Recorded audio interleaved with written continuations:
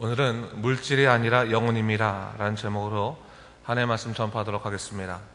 오늘 본문에서 우리는 유산의 문제를 해결받기 위해서 주님께 나온 한 사람의 모습을 볼 수 있습니다. 하지만 주님께서는 그의 바람과 다르게 오히려 그를 책망하시고 하나님을 찾는 사람들이 가져야 할 참다운 마음가짐에 대해서 이야기하고 계신 것을 볼 수 있습니다. 자, 그렇다면 우리가 본문을 하나하나 좀 자세히 살펴봅니다. 오늘 본문 13절을 보면 무리 중에 한 사람이 자기 형으로 인해서 발생된 유산 문제를 해결받기 위해 주님께 나왔다, 그렇게 기록하고 있습니다.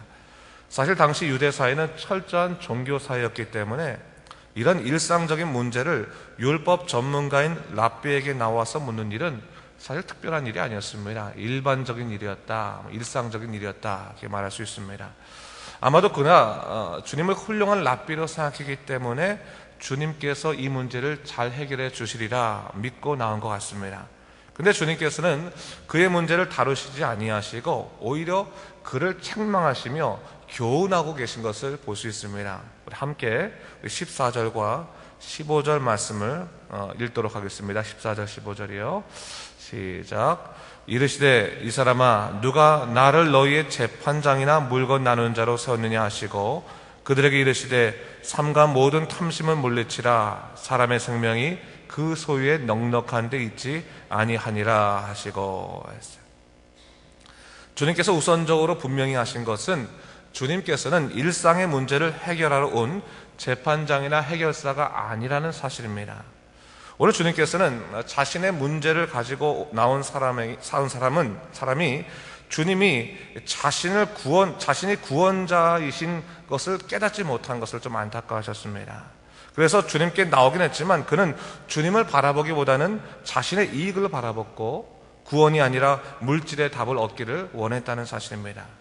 주님 앞에 나와서도 주님 만나지 못하고 엉뚱한 것에 마음이 빼앗긴, 또 엉뚱한 것에 관심을 갖게 된 사람이었다는 것을 주님은 지적하고 계신 것입니다.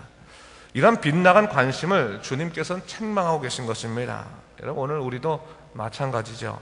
신앙에 있어서 중요한 것이 있습니다. 바로 예수님을 바로 보고 주님의 계획을 먼저 생각하는 일입니다.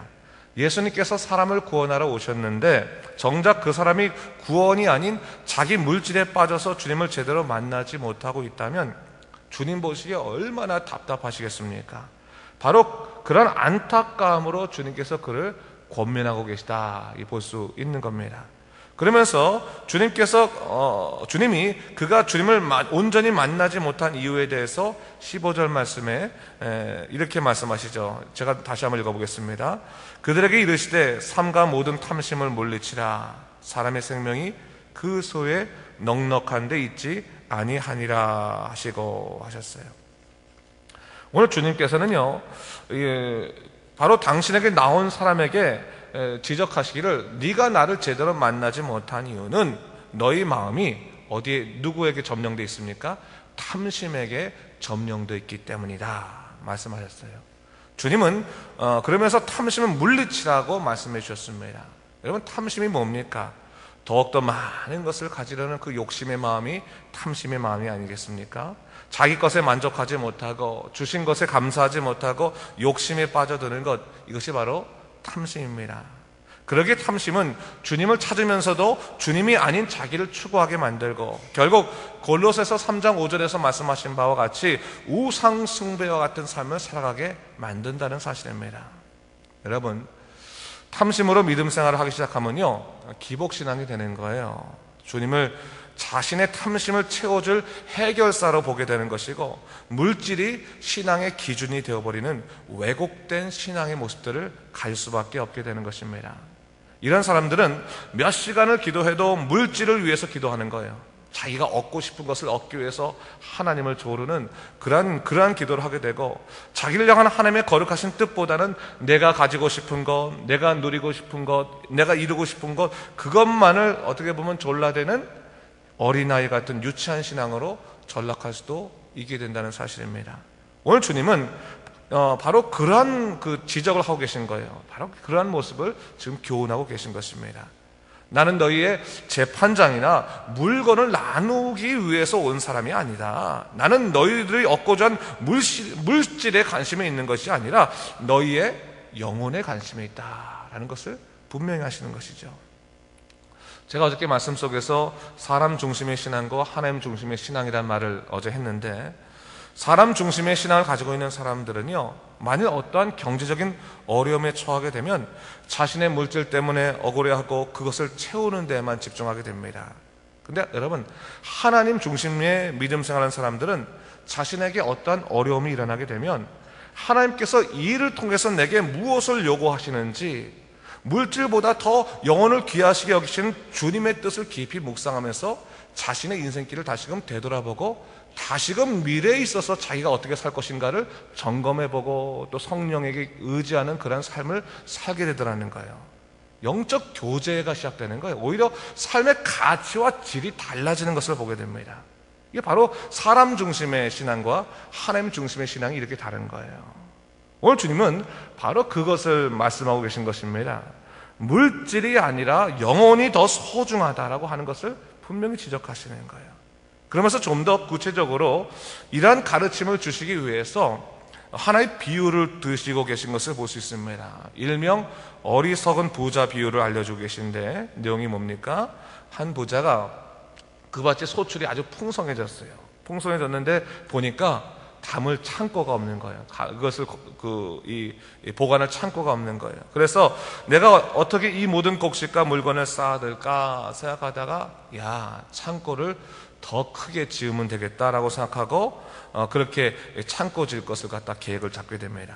근데 여러분, 하나님의 생각은 어떻다는 거죠? 19절 21절 말씀에 이렇게 나와 있는데, 한번 우리 19절 부터 21절까지 좀 길지만 다시 한번 읽어볼까요? 시작.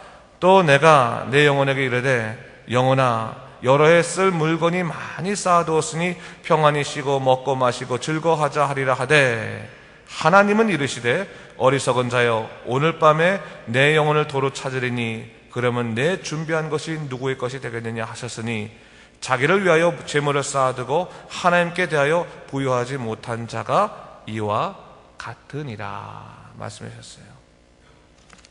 주님께서 그 영혼에게 말씀하시기를 뭡니까?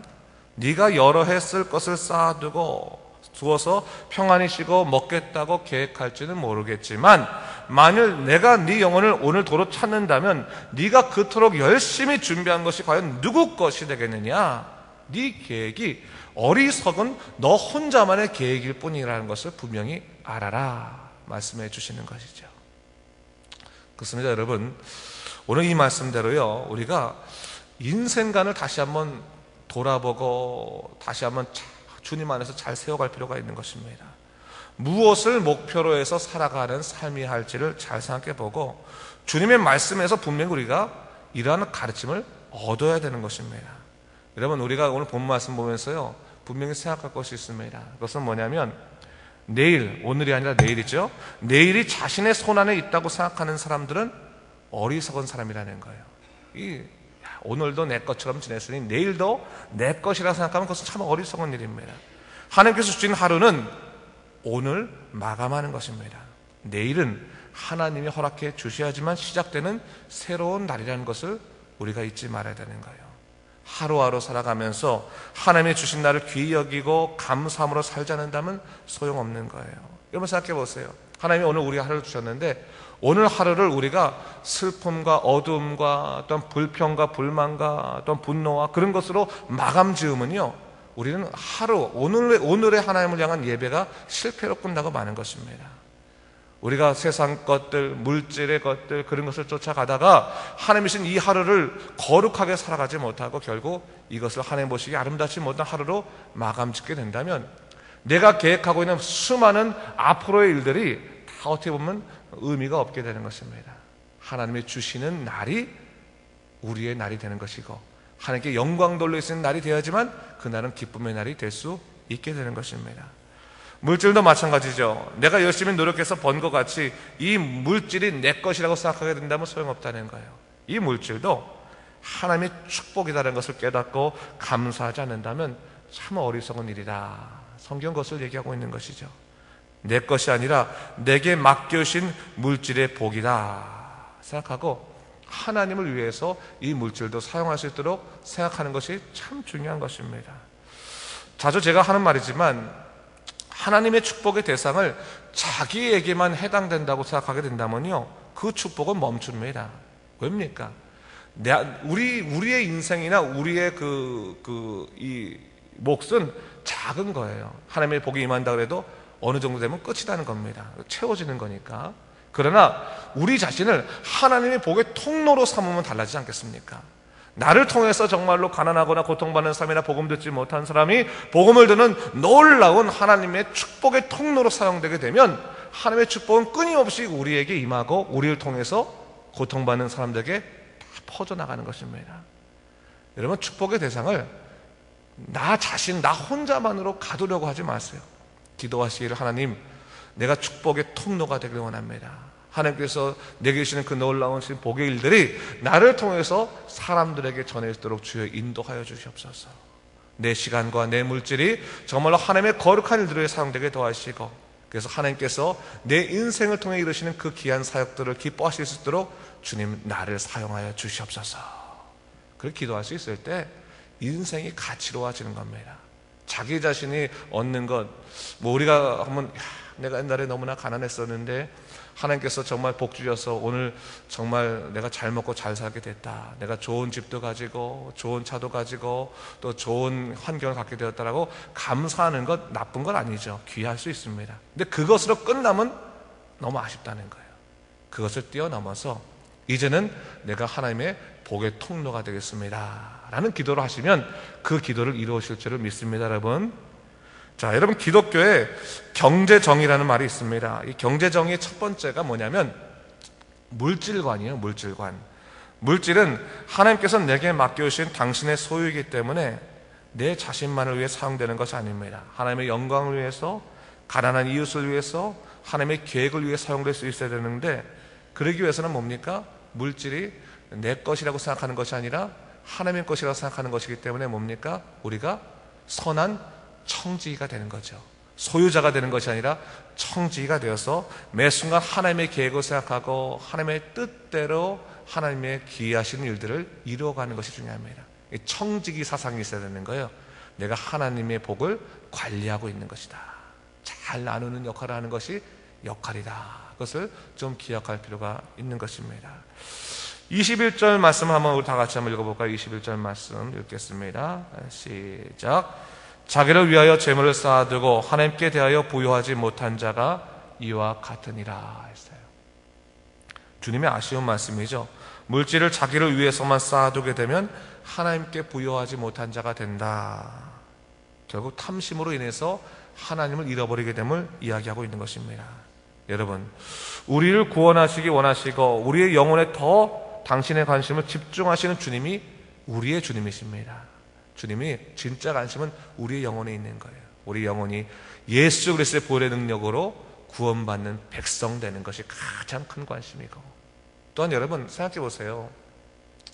하나님께서 우리 영혼을 구원하는 것만으로 계획을 잡으셨다면요, 우리를 구원하시는 것과 동시에 죽이시면 되는 거예요. 그렇지 않겠습니까? 그냥 죽이셔서 그냥 당신의 영혼을, 우리의 영혼을 데려가시면 됩니다. 근데 우리를 살리셔서 이 땅에 마지막까지 계시게 한 이유가 뭐겠습니까? 두 가지 이유가 있는 겁니다. 우리에게 임한 하나님의 사명을 감당하라고 하는 것이고, 또한 뭡니까? 우리를 통해서 복음의 역사가 흘러가길 원하는 거예요. 여러분, 두 가지를 곰곰이 생각해 보셔야 되는 거예요. 하나님께서 나를 구원하시고 나를 이 땅에 남겨두셨다면 하나님이 나를 통한 계획이 있을 거예요. 나를 통한 계획. 내 계획이 아니라 나를 통해서 이루실 계획을 잘 생각하면서 그 계획을 실천해 나가는 것이고, 또한 뭡니까? 내가 복음의 통로가 되어서 다른 사람에게 예수를 통한 구원의 역사가 얼마나 큰지를 전하는 복음 전파자가 되길 원하신다는 사실이에요. 여러분, 그것을 기억하시고 오늘도 여러분의 인생을 잘 사용하시고 잘 누리신 여러분 되시기 바랍니다. 구원받은 다음에는요, 새로운 인생 아니겠습니까? 아주 거듭난 인생이라는 것은 기쁜 인생이고 놀라운 인생인 것입니다. 거듭난 인생을 세상의 그러한 그 목적으로 다시금 여러분 어둡고 불편하게 만들지 마십시오. 거듭난 인생은 구원의 목적을 위해 사용되어야 되는 것입니다. 근데 여러분들이 오늘도 놀랍도록 하나님의 역사, 하나님의 목적에 맞게 여러분의 인생을 위해 인생을 갖고 살아가신 여러분 되시길 주님의 이름으로 축원합니다. 기도하겠습니다. 주 하나님 아버지 감사합니다. 하나님께서 오늘 우리에게 주신 귀한 놀라운 역사가 있습니다. 정말 하나님이 주신 구원의 놀라신 기쁨이 있습니다. 주 하나님 아버지, 하나님께서 주신 그 놀라운 역사와 기쁨이 있다면 우리가 그 하나님의 그 복음의 역사에 힘입어서 오늘도 복음을 전파하는 사람들, 또 하나님이 내신 그 사명을 감당하는 믿음의 사람이 되도록 인도하여 주시옵소서. 감사드리며 예수님 이름으로 기도드립니다. 아멘.